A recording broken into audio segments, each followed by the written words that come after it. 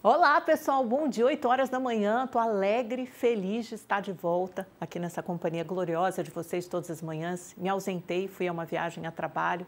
Nos últimos 3 dias até publiquei uma reportagem, acompanhei um evento da Vale em Londres, o principal evento da empresa do ano voltado para investidores. Publiquei uma matéria no UOL, até convido vocês a darem uma olhada lá na minha coluna. Essa matéria foi publicada na terça-feira. Cheguei ontem de manhãzinha, não deu tempo de abrir a nossa banquinha aqui no Mercado Aberto, mas hoje eu estou de volta com muita notícia. O dia promete, temos recorde, mais um segundo dessa semana no índice Bovespa. Vou explicar já já o que está por trás disso, o pano de fundo e também alguns relatórios que apontam que o caminho do índice Bovespa ainda é de alta, inclusive no ano eleitoral costuma ser mais turbulento, 2026. Falamos também sobre o dólar, falamos sobre o PIB, que daqui a pouco será divulgado às 9 horas da manhã, a expectativa para o crescimento no segundo trimestre, que está em torno de 0,2%.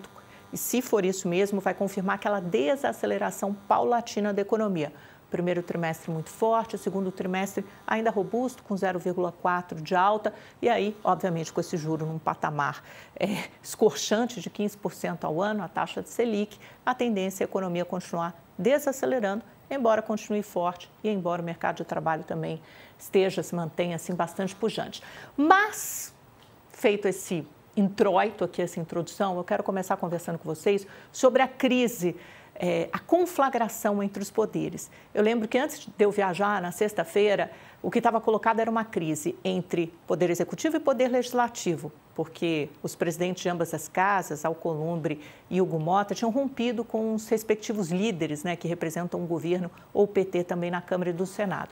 Só que depois de ontem, você teve como se fosse um shift, uma transição assim dessa crise que foi deslocada para outros dois poderes, dessa vez legislativo e judiciário. A partir de uma decisão do ministro do Supremo, Gilmar Mendes, de alteração da lei de impeachment de 1950, tudo bem, é uma lei antiga, mas ainda assim ele alterou de forma liminar e provisória, monocrática, ele sozinho tomou a decisão de que alguns trechos dessa lei não são mais válidos, são inconstitucionais. Um deles, o que permite que qualquer cidadão possa apresentar no Senado um pedido de impeachment contra o ministro do Supremo Tribunal Federal. E ele também fez alterações no rito. Hoje, você precisa de maioria de 41 senadores para abrir ali um pedido de impeachment contra o ministro do Supremo Tribunal Federal. E aí ele falou que não, que agora tem que ser uma maioria qualificada. 2/3 dos senadores têm que permitir que seja feita essa abertura. Na prática, o que ele está fazendo? Ele está blindando a corte, mas tirando poderes do Senado Federal. E aí, aquele nosso Brasil em transe, com aquela conflagração, aquela crise que costuma ser consistente e constante entre os poderes, mais uma vez provocou imensas reações no Congresso Nacional, principalmente no Senado. Olha só o que o presidente... Essa decisão não é final, tá? Ela tem uma reunião, agora tem uma sessão, melhor dizendo, virtual, já agora nos próximos dias de 12 a 19 de dezembro, os outros ministros do Supremo Tribunal Federal vão decidir se referendam ou não essa decisão do Gilmar Mendes. E ela não vem do nada, ela parte de uma DPF, que foi protocolada ali por um partido, Solidariedade, e também pela AMB, que é a Associação dos Magistrados do Brasil. E, a partir dessa ação, a PGR já tinha se pronunciado em setembro, o ministro Gilmar Mendes decidiu isso, assim, pegou todo mundo de surpresa, de forma liminar, provisória, e agora precisa ser referendado pelos colegas. Mas, segundo muitos analistas, ele já conta com a maioria da corte. Hoje são 10 ministros, porque falta a indicação de um, depois da aposentadoria do Barroso, a indicação, a aprovação, ele já está indicado, é o Jorge Messias. E o Gilmar Mendes, que é alguém muito escolado em toda essa seara política, contaria com a maioria do STF para manter a sua decisão. Vamos ver qual foi a reação de Alcolumbre, presidente do Senado. Somente uma alteração legislativa seria capaz de rever os conceitos puramente legais, sob pena de grave ofensa constitucional à separação dos poderes. Olha, o Alcolumbre não está sem razão. Tanto é que o próprio líder do governo no Congresso, senador Randolfo Rodrigues, também reagiu e falou ontem que se um presidente da República pode ter um pedido de impeachment impetrado por qualquer cidadão, por que o ministro do Supremo não poderia. E a Procuradoria-Geral da República já respondeu a esse ponto na sua manifestação de setembro. Ela disse, olha, como normalmente os ministros do Supremo tomam decisões contramajoritárias que não necessariamente precisam contar com a maioria ou com a aprovação da opinião pública, justamente muitas vezes decisões que não satisfazem ou se indispõem com a opinião pública, o ministro do Supremo não pode seguir as mesmas regras e ter aí um pedido de impeachment protocolado por qualquer cidadão comum. Tudo bem, você pode até fazer esse ponto, você pode rever a lei de impeachment de 1950, que de fato é uma lei antiga, mas isso tem que ser feito no fórum adequado, e o fórum adequado é o Poder Legislativo. E esse foi o condão de muitas das críticas ontem dos parlamentares. Vamos rever, se a gente for rever, tem que ser feito aqui. O Supremo não pode usurpar um poder que é do Legislativo e se tornar um superpoder, promover essa autoblindagem. E o que o ministro Gilmar Mendes está fazendo é mirando lá na frente, pensando que em 2026 talvez seja eleita uma bancada de maioria da direita, com o apoio dos bolsonaristas, e com isso você teria configurado ali aquela maioria para aprovar a abertura de um processo de impeachment contra um ministro do Supremo Tribunal Federal. E aí teve uma outra jogada que foi interessante ontem da própria AGU, que é do indicado, a vaga de Luiz Roberto Barroso, Jorge Messias, que ele entrou com uma manifestação pedindo para que o Gilmar Mendes reconsidere a sua decisão. Ele ficou ao lado dos senadores e, com isso, pode ser uma jogada política interessante para o Jorge Messias ganhar o apoio dos senadores, que ele precisa desesperadamente. Ele teve sua sabatina adiada, vamos aqui nessa câmera para eu ficar mais pertinho de vocês, mas, de repente, com essa movimentação, com essa jogada aqui, gente, nessa câmera 2 aqui, para eu ficar mais coladinho em vocês, vamos? Isso!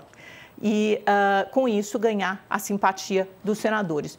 E o Congresso já preparou uma retaliação. Ontem mesmo, na Câmara de Constituição e Justiça, aprovou uma redação final de uma proposta que impõe novas regras para decisões monocráticas do Supremo. Essas decisões tomadas de forma urgentes e individuais, elas têm que passar imediatamente na sessão seguinte, ser referendada pelos colegas, e também para entrar com um pedido de inconstitucionalidade, isso não poderá ser feito mais por pequenos partidos. Eles precisam estar acima, cumprir pelo menos a cláusula de barreira para poder acionar o STF. Tem a coluna da Letícia Casado, está interessante hoje no UOL, ela diz o seguinte, que o ministro Gilmar Mendes já tinha avisado, ou tentou ligar para o Alcolumbre, mas não foi atendido, o decano da corte, o ministro mais político entre todos eles, né, ele, Alexandre de Moraes, tentou ligar para o Alcolumbre, não foi atendido, e que já havia avisado há algumas semanas que a decisão seria tomada antes do final do ano, então que os senadores estariam avisados e saberiam disso, mesmo assim veio como surpresa.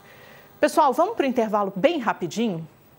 Para quem está conosco aqui, opa, aqui, gente, agora ficou confuso, desculpa. Para quem está conosco na televisão, mas fica aí, porque já já a gente vai falar da Lei de Diretrizes Orçamentárias. Temos uma entrevista com o deputado Gervásio Maia, que é relator. Ontem foi aprovado na Comissão Mista de Orçamento e hoje será votado em plenário, sessão plenária do Congresso Nacional. É já já.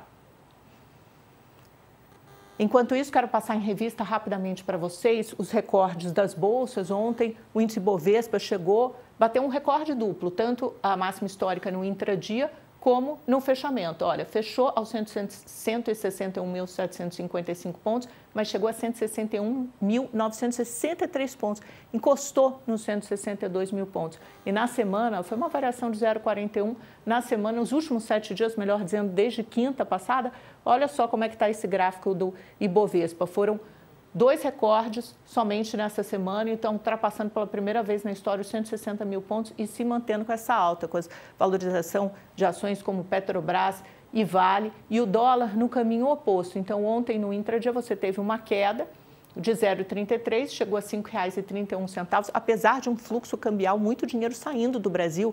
Tem essa questão da sazonalidade, essa época do ano, mas esse fluxo está mais intenso ainda, quando são as empresas remetem mesmo recursos para fora, pagando dividendos e também pagando, remetendo para suas matrizes, né? As empresas mandando dinheiro para fora.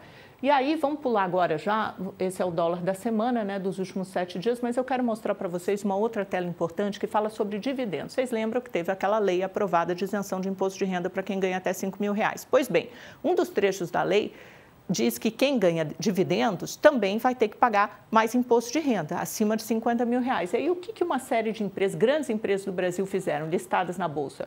Anunciaram o pagamento de dividendos extraordinários. Quem tem dinheiro em caixa, quem tem recursos, porque até o final do ano, se esses dividendos foram anunciados e pagos até o primeiro trimestre do ano que vem, eles são isentos, não precisam pagar esse imposto de renda. E aí o que fizeram? Grandes empresas, Banco do Brasil, CEMIG, Gerdau, Itaú, Petrobras, VEG, Vale, Petrobras, tem mais uma tela, só em dezembro foram anunciados cerca de 30 bilhões de reais em pagamento de dividendos. Isso é um montante imenso e acaba atraindo fluxo de recursos para a Bolsa também, porque é claro que quem investe, compra ações, se interessa em ganhar dividendos. Tem aqui a TIM e a Vale também nessa outra tela.